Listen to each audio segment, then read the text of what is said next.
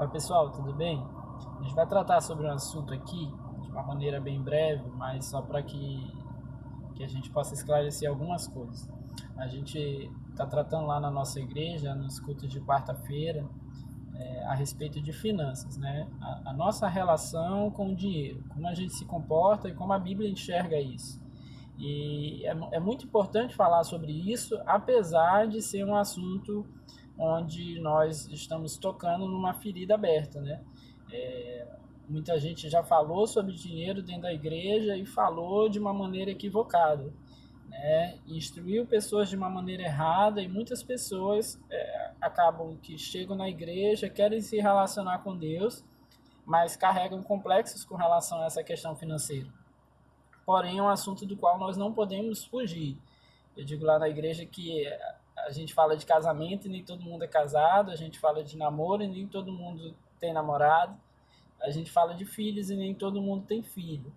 Mas se a gente falar de dinheiro, obrigatoriamente todo mundo, de uma maneira ou de outra, se relaciona com o dinheiro em algum momento. Diria que todo dia a gente se relaciona com o dinheiro, de alguma maneira. Então, é um assunto importante, a Bíblia ela não é omissa com relação a isso. São mais de 2.000 versículos que tratam sobre finanças, sobre posses, sobre bens. Praticamente metade das parábolas de Jesus, ele traz analogias com relação a finanças, a bens, a recursos pessoais. Então, ele não é um assunto ao qual a Bíblia está omissa, mas ao mesmo tempo ele é um assunto que a Bíblia traz alertas muito sérios. Por exemplo, a palavra vai dizer que você não pode servir a dois senhores, né? E aí é interessante que a Bíblia chama o dinheiro de senhor. Então você não pode servir a dois senhores, ou serve a Deus ou serve ao dinheiro. Então se você precisa estar com dinheiro todos os dias para que você se mantenha, para que você possa cuidar da sua família, para que você possa abençoar a vida de alguém, para que a estrutura da igreja funcione, para que missionários possam estar no campo pregando o evangelho, para que tudo isso possa acontecer, você precisa do dinheiro. Então nós não podemos fugir desse assunto e nós precisamos saber, então, na verdade, como esse relacionamento acontece, como você trata o dinheiro, como você trata as questões financeiras. E aí a gente começou a trabalhar alguns princípios bíblicos dentro dessa área. E o primeiro assunto que a gente tratou é que todas as coisas pertencem a Deus. Ele é dono de todas as coisas. E isso precisa estar presente na nossa mente. 1 Crônicas, no capítulo 29, é muito interessante, porque fala a respeito da construção do templo e fala da arrecadação de recursos para a construção do templo. Davi tinha interesse de construir o templo, mas essa tarefa ficaria para o seu filho Salomão. Mas Davi, ele dispôs recursos, né? Tudo aquilo que ele tinha acumulado, ou grande parte daquilo que ele tinha acumulado ao longo da vida, especialmente enquanto rei, disposto de guerras. Ele tinha recursos pessoais, além daquilo que era do povo, né? Tinha os recursos pessoais de Davi. E ele acumulou isso ao longo da vida.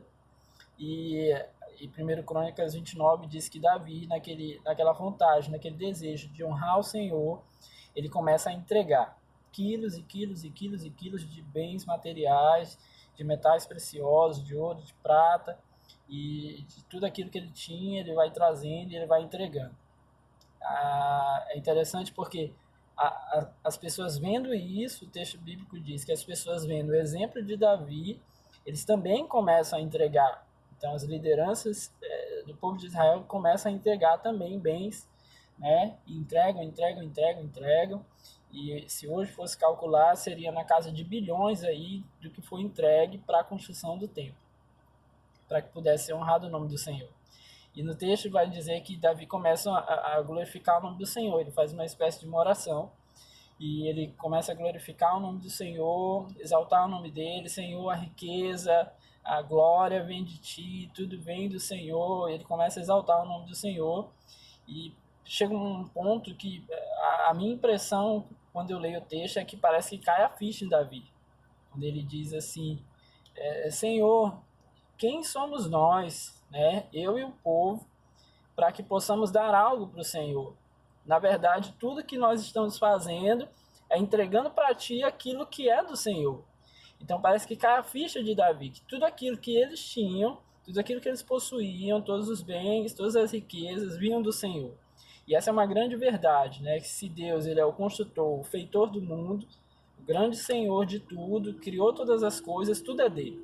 E tudo pertence a ele, né? Então, assim, a aliança de ouro que eu carrego, ela vem de algo que o Senhor fez. Qualquer coisa que você tenha, veio de alguma coisa que o Senhor fez. O homem pode ter mexido, pode ter utilizado, mas tudo vem do Senhor. Nós que trabalhamos, somos criatura dele.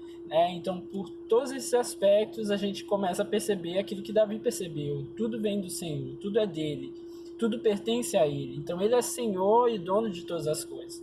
É importante a gente começar a perceber isso, né? Porque algumas vezes vem o desespero com relação às questões financeiras e entender que tudo vem do Senhor começa a abrir a nossa mente, começa a nos fazer perceber aquilo que Deus é. O segundo princípio que nós tratamos foi justamente de que Deus cuida de nós. O salmista vai dizer, uns confiam em carros, outros em cavalos, mas nós confiamos no Senhor.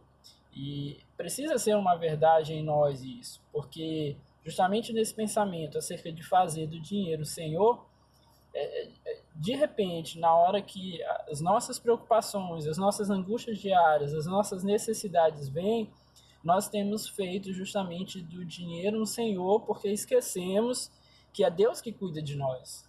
E aí eu não estou fazendo convite para você não trabalhar. Fica parado aí, Deus vai trazer aqui e vem um pássaro. Ainda que, se for necessário, ele faz.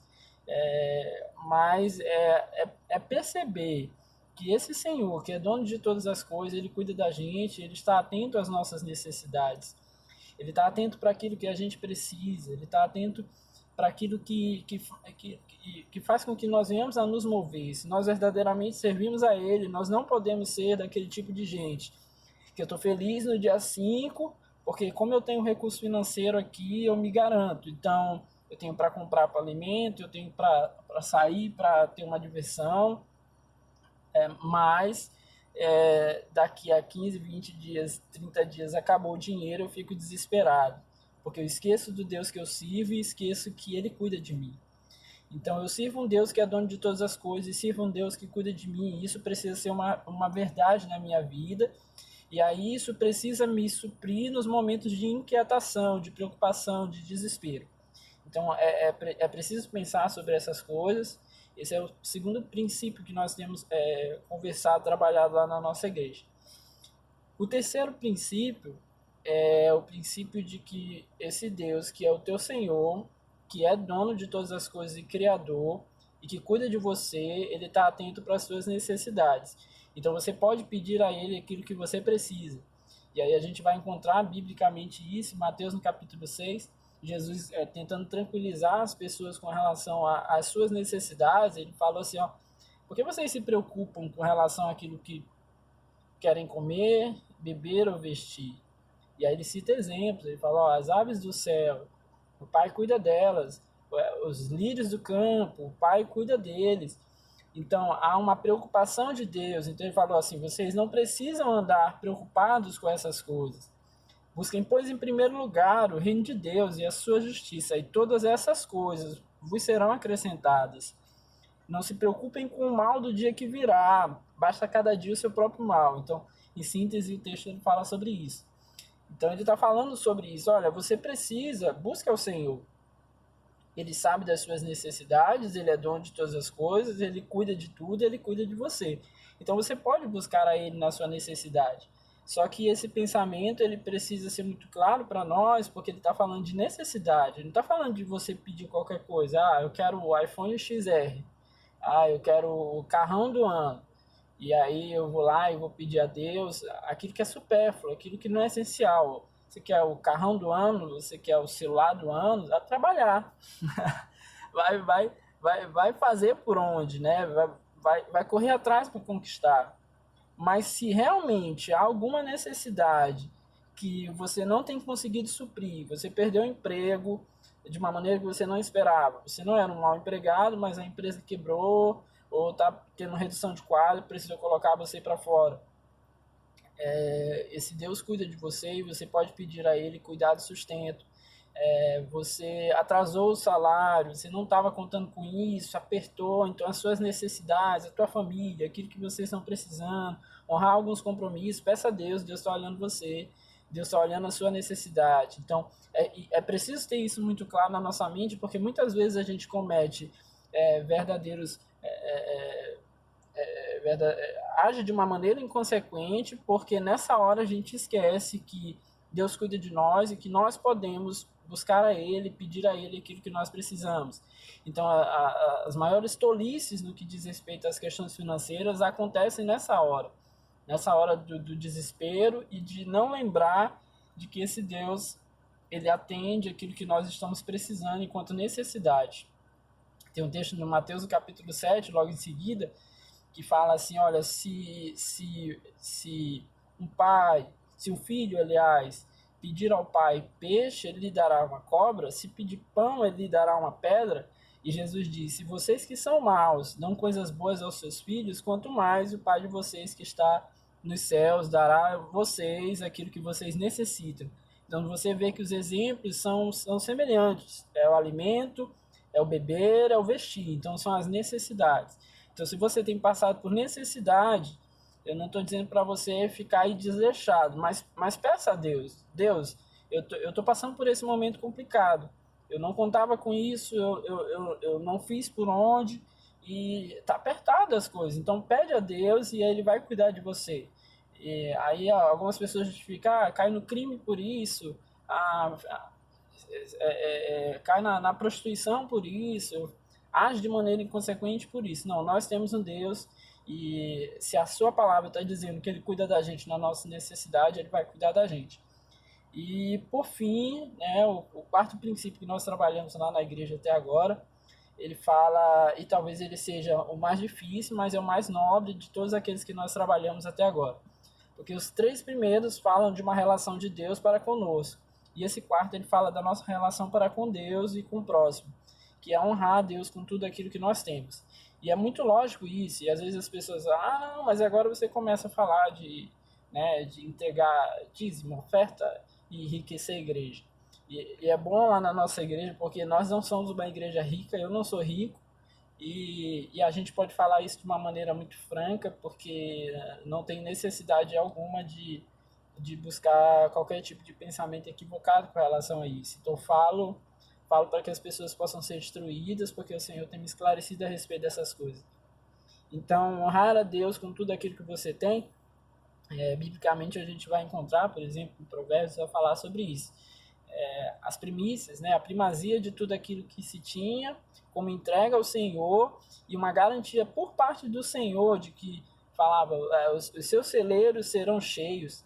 Então, assim, se o Deus que é criador de todas as coisas, se você tem tudo por causa dele, e se você pode pedir a ele quando precisa, tudo provém dele e você tem por causa dele, porque ele cuida de você, qual o sentido de eu não entregar para ele aquilo que vem dele? Então a gente volta lá naquela reflexão de Davi.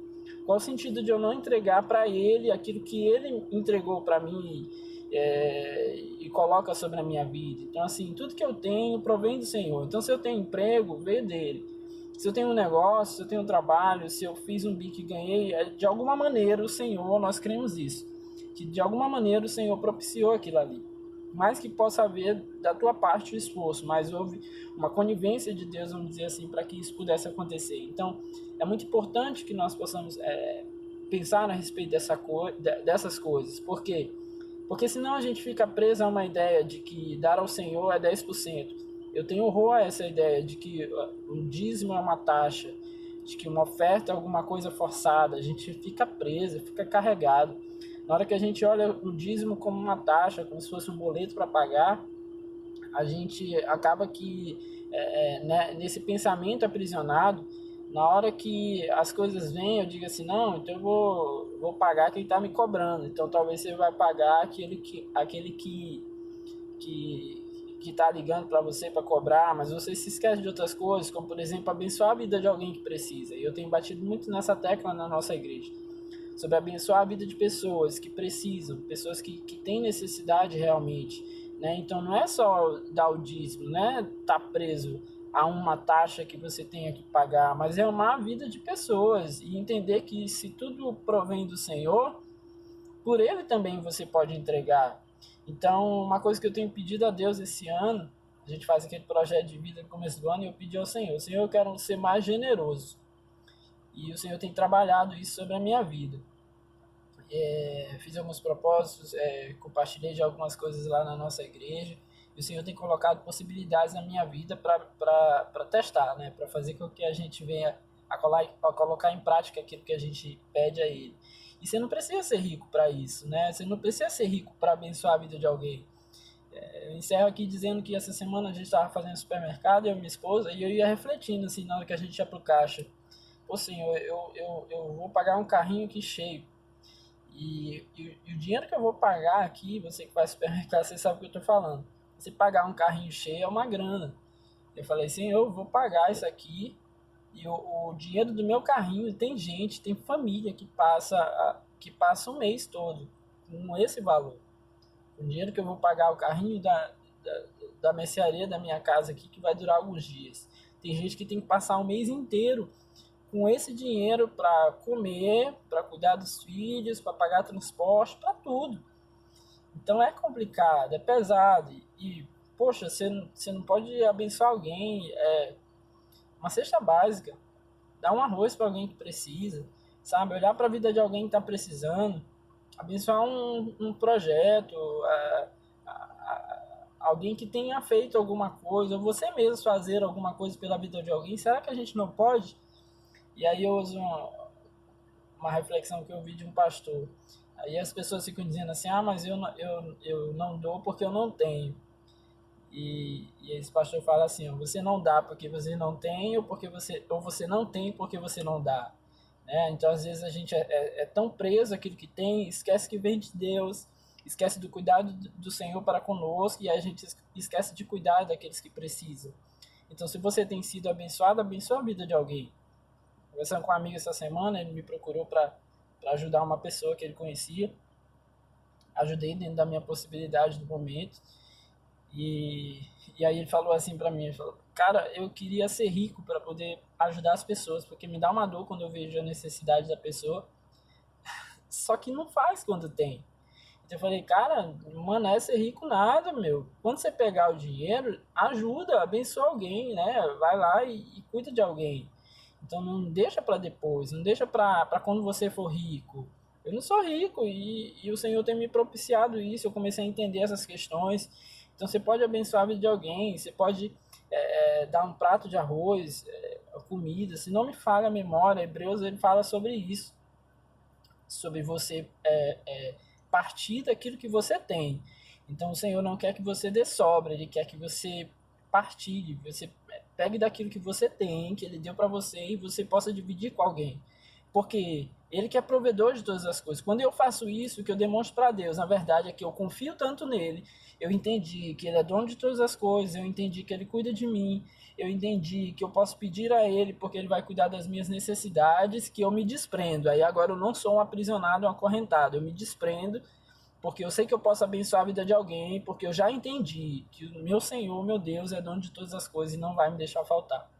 É por aí que a gente tem conversado ao longo desses dias, nas quartas-feiras lá na igreja. Eu convido você a estar com a gente, se você puder visitar a gente numa quarta-feira, no domingo também, né? Mas na quarta-feira que a gente está falando sobre finanças, sobre esse assunto, e eu tenho certeza que Deus vai abençoar a sua vida. Amém?